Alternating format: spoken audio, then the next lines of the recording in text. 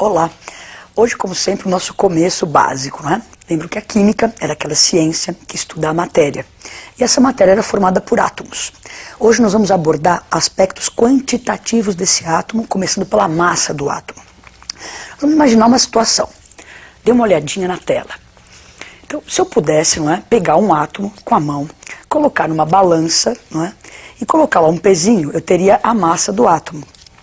Mas é possível pegar um átomo, colocar na balança e achar essa massa dele dessa forma? É claro que não, né? Isso é uma situação hipotética. Eu não tenho como pegar um átomo, colocar na balança e pôr um pezinho do lado. Mas essa ideia é que me interessa. Quando você vai expressar a massa, por exemplo, de um elefante, você usa a unidade tonelada. Massa de uma pessoa, você usa quilograma. E para o átomo, nós precisamos criar uma unidade para expressar a massa do átomo. Então, a necessidade de expressar a massa do átomo, ter uma unidade para isso, fez os químicos pensarem, bom, nós precisamos de um padrão, de um referencial. Existe um referencial, por exemplo, quilograma. Então você sobe lá na balança e fala, olha, eu peso 60 quilogramas. Então é 60 vezes mais que 1 quilograma. Tem esse referencial. Nós precisamos na química de um referencial. Bom, se escolheu o carbono 12 para tirar esse referencial, um dos átomos mais estáveis que nós temos. Então olha o que eles fizeram com o átomo. É lógico que é uma situação também hipotética, não é impossível fatiar um átomo. Mas se fosse possível, fatiaríamos o átomo de carbono em 12 pedacinhos.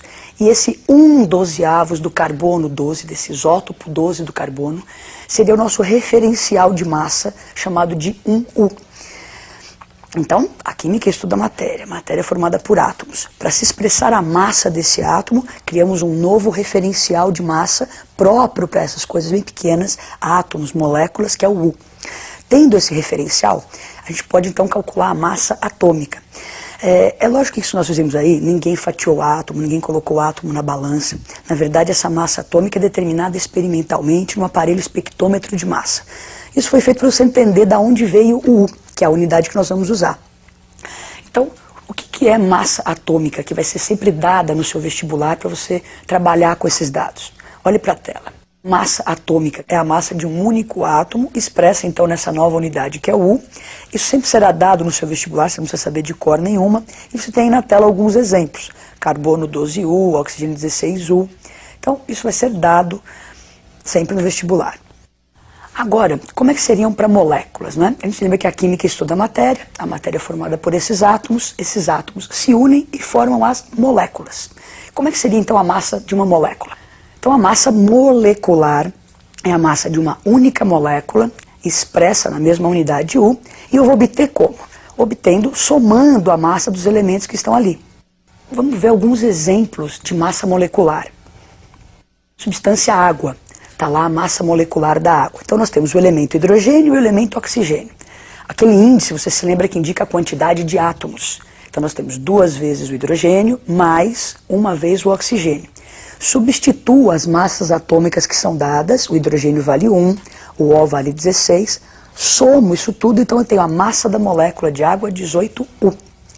Mais um exemplo, agora é o sulfato de alumínio, não é? Então você tem aí 3 elementos, alumínio, enxofre e oxigênio. Então para eu achar a massa da molécula, vamos somar a massa dos 3. Então lembra dos índices, 2 alumínios, esse 3 fora do parênteses multiplica o que está dentro do parênteses, então tem lá 1 enxofre vezes 3 enxofres, 3 vezes 4, 12 oxigênios. Substitui as massas atômicas, totaliza isso e dá lá 342U. Então você acabou de calcular a massa molecular do sulfato de alumínio. Agora essas massas expressas em U, será que elas, assim, no meu dia a dia, vou a um laboratório, vou trabalhar com água, com sulfato de alumínio, eu consigo mensurar 18U de água? Então os químicos fazem lá uma receitinha. 18U de água. Não é possível, porque é a massa de uma única molécula.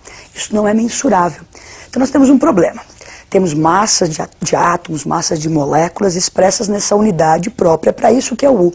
Só que essa unidade não é mensurável, não dá para eu trabalhar com ela no meu dia a dia. E se você pensar em você fazendo um alimento na sua casa, vou fazer uma torta, então eu preciso de quantidade de farinha que eu possa medir, não em quantidades hipotéticas. Então 18U não é possível medir. Então os químicos têm um problema. Daí eles analisando, observando a natureza, olha o que eles viram aí, uma criança, não é? Dá uma olhadinha na menina lá, animada, comendo aqueles confeitos de chocolate, não é? E você nunca põe um confeito só na boca, né? Tá a menina animada, vários. Aquele quando você come pipoca e tal. Vários para você sentir o gosto, não é? Os químicos olharam essa cena e falaram, nossa, que interessante. Aquele confeito é pequenininho. E para tornar a coisa mensurável, para sentir bem o sabor, a gente coloca vários lá na boca. Então a ideia foi a seguinte, átomos, moléculas, são coisas bem pequenininhas. Então para a gente tornar isso mensurável, vamos pegar um monte bem grandão. Então essa necessidade de tornar as coisas mensuráveis faz surgir o mol, não é? Então o que é esse mol para nós na química? É uma quantidade absurdamente grande de partículas que eu vou pegar para tornar as coisas mensuráveis. Dá uma olhadinha na tela. Os químicos criaram esse conceito aí, mol, não é? A palavra vem do grego que significava um amontoado, um montinho. Então mol é esse amontoado de partículas. Só que se lembrem, tem que ser um monte absurdamente grande, porque átomos, moléculas, são coisas absurdamente pequenas. Então o mol está ligado a essa quantidade, 6,02 vezes 10 a 23 partículas. Então, para nós na química, um quitandeiro, por exemplo, ele vai contar laranja, ele conta em dúzias. Então a pessoa fala a palavra dúzia, vem aquele conceito de 12 unidades, não é? 12 coisas. Para nós na química, nós vamos contar em mols. Então eu peço lá, um mol, eu estou pedindo 6 vezes 10 a 23 partículas, e este número é conhecido como número de Avogadro. Então criamos o mol. Vamos supor que eu fosse comprar átomos, comprar moléculas, eu iria comprar em punhadinho chamado de mol. Então dá uma olhadinha na tela. Eu peço lá, eu quero 1 mol de átomos. Então, eu vou receber 6 vezes 10 a 23 átomos. Ou eu peço 2 mols de moléculas. Então, eu quero 2 montinhos com 6,02 vezes 10 a 23 moléculas. A gente viu que o mol é essa quantidade. No sistema internacional, existe uma grandeza chamada quantidade de matéria. Então, existe um sistema, dentro dele existe matéria. E se eu quiser medir a quantidade de matéria, a unidade que nós vamos usar é justamente o mol. Então, no sistema internacional, mol expressa quantidade de matéria. Vamos fixar bem isso na tela. Olha lá, mol é a unidade que no sistema internacional expressa a quantidade de matéria que tem um sistema. Como o mol vai nos ajudar a entender bem essas coisas, né? Os químicos precisam de quantidades mensuráveis. Vou ao laboratório, vou medir coisas. Só que eu preciso medir e saber o que eu estou medindo. E o mol faz esse papel, não é? Ele me ajuda a misturar, a relacionar quantidade com uma certa massa. Lembra que nós tínhamos aquela massa em U, que a gente disse que não era mensurável? Daí criamos o mol. Agora nós vamos misturar isso tudo. Vamos ver o que salada que deu.